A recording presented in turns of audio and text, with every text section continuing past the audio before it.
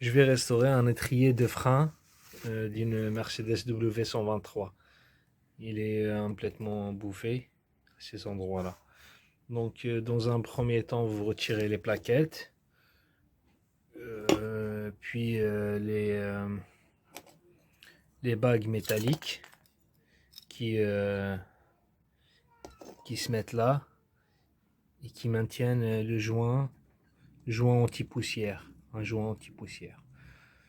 Donc là, dans mon cas, les pistons, ils étaient complètement rentrés. Il fallait les sortir. Et donc il faut les sortir avant de démonter l'étrier. Pour les sortir, j'ai trouvé un moyen. J'ai branché une durite de frein. Et puis, à l'aide d'une pompe, j'ai pressé de l'air dedans. J'ai pressé de l'air dedans, j'ai essayé plusieurs fois, donc ça vient pas facilement. Le premier piston il était sorti complètement. Je l'ai remis en place, je l'ai maintenu avec un serre-joint.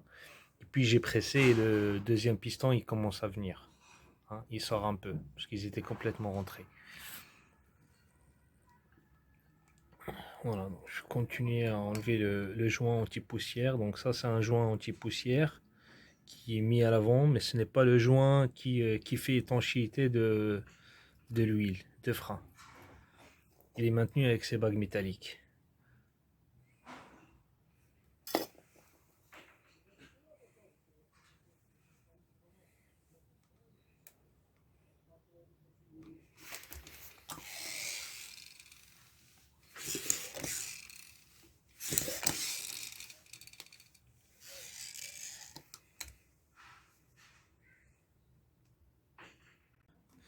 Donc celui-là il est complètement sorti, j'arrive à le sortir facilement avec en pressant de l'air dedans. Mais par contre celui-là il vient doucement. Le deuxième il vient doucement. Donc à chaque fois je le remets et j'essaye de mettre parce que là si regardez, si je mets de l'air, c'est celui-là qui va sortir.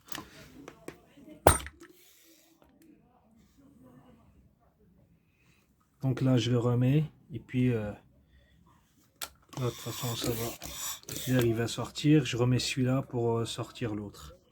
Et je trouve un moyen pour le maintenir. Donc là j'ai remis le piston avec le serre-joint. Donc là normalement il doit sortir.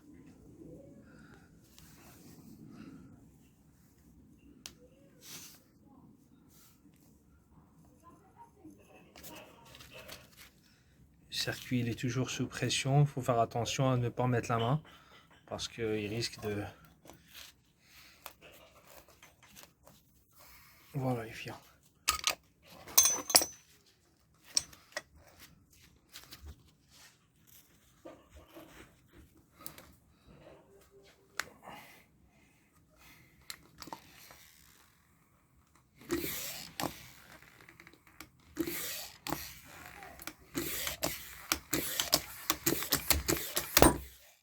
Voilà, il est sorti.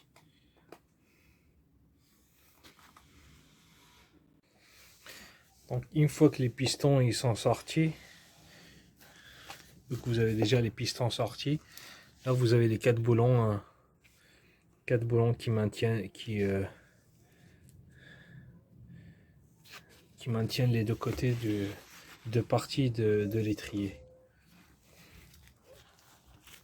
Vous enlevez la vis de purge dans un premier temps pour ne pas l'abîmer.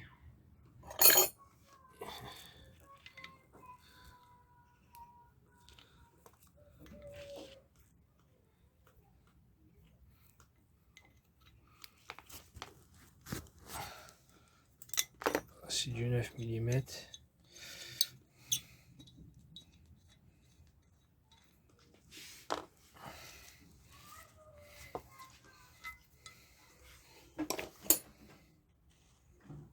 Une fois que vous avez retiré les quatre boulons, hop.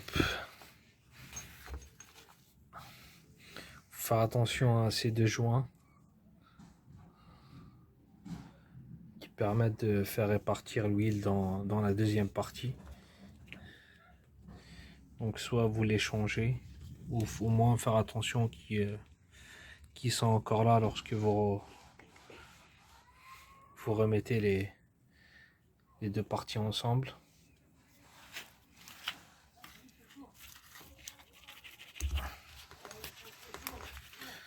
Je vais essayer de retirer.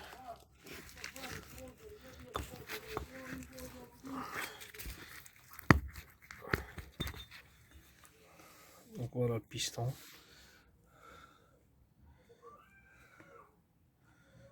Ça va, je pense qu'il est rattrapable. Il est encore en bon état. Bon, il faut voir. Si le piston est trop abîmé, ne prenez pas le risque de le restaurer parce que ça va fuir. Et le joint, et si jamais ça fuit, de toute façon il faut le changer ce joint là dans tous les cas. Le joint d'étanchéité de l'huile, c'est celui-là qui est à l'intérieur, c'est ça. C'est un joint, c'est le joint d'étanchéité. Et le joint qui est de l'extérieur, c'est une protection, c'est une protection anti-poussière. Donc c'est un joint d'étanchéité et là. Alors, l'état de l'étrier, il est un petit peu rouillé. Je vais essayer de le rattraper. Je pense qu'il est encore rattrapable. Celui-là.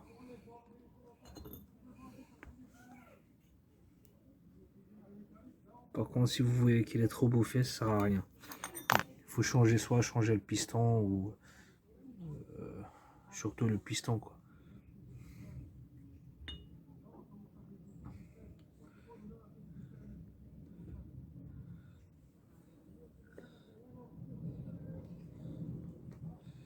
Voilà, en gros, c'est tout ce qu'il y a à faire sur un étrier d'une W123.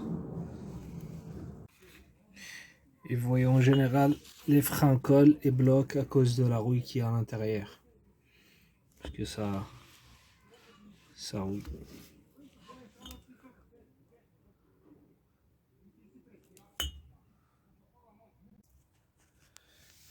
Donc là, j'ai bien nettoyé les surfaces avec du papier vert.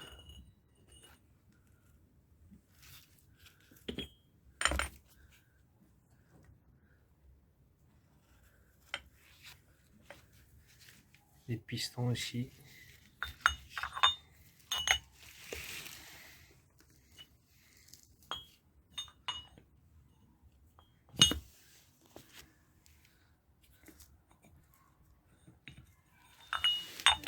Et vous voyez que le piston,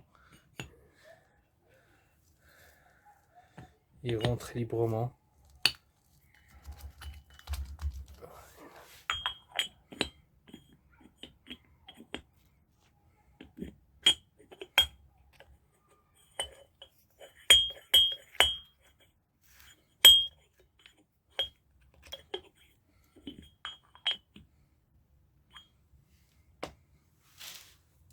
Il faut bien nettoyer aussi ces surfaces-là pour que les plaquettes ne bloquent pas.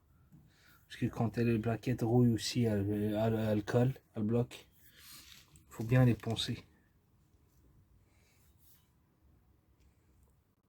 Donc voilà, l'ancien joint que j'ai retiré. Voilà le nouveau joint. Le nouveau joint, donc il se met là, le joint. Vous nettoyez bien la surface qui est là. Puis vous mettez en place le nouveau joint.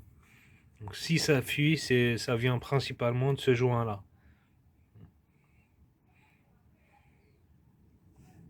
Il faut s'assurer aussi que les conduits là ils sont pas bouchés.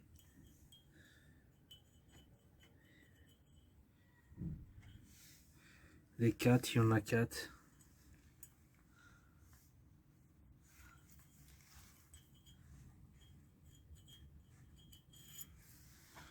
Puis vous soufflez dedans.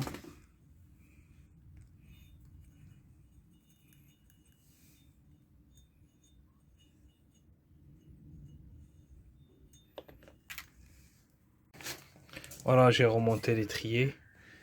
Pour l'instant, j'ai pas encore tout remis.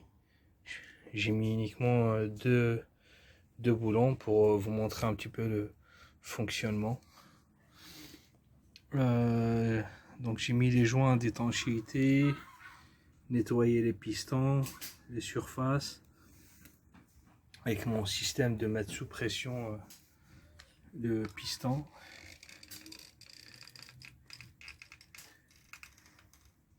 Voilà, donc je mets, vous voyez que le piston il sort.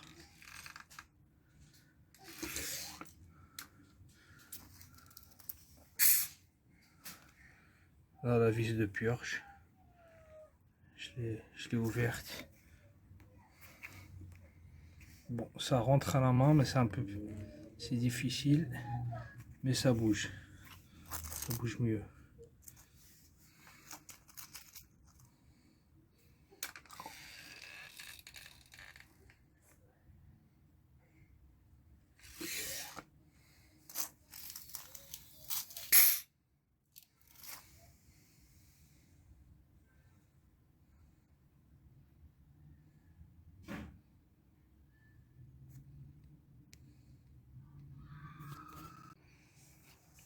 Donc là, j'ai tout remonté, j'ai remonté les boulons. Vous pouvez également tester l'étanchéité du circuit. Hein, je l'ai mis sous pression, j'ai bloqué ici avec un marteau pour que les pistons ne sortent pas complètement. Puis j'ai bien serré la durée d'arrivée d'huile de frein. J'ai serré la vis de purge et là j'ai fait monter le circuit en pression. Je suis à 6 bars et ça bouge pas. Ça fait un moment qu'il est comme ça, donc il n'y a pas de fuite.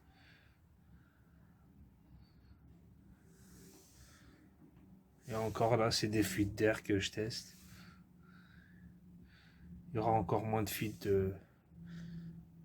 d'huile de frein.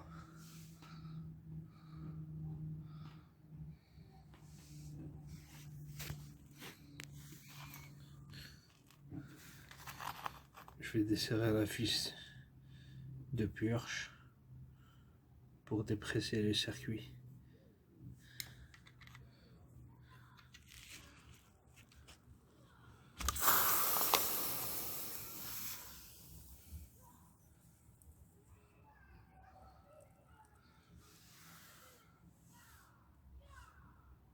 L'étrier est prêt à être repeint.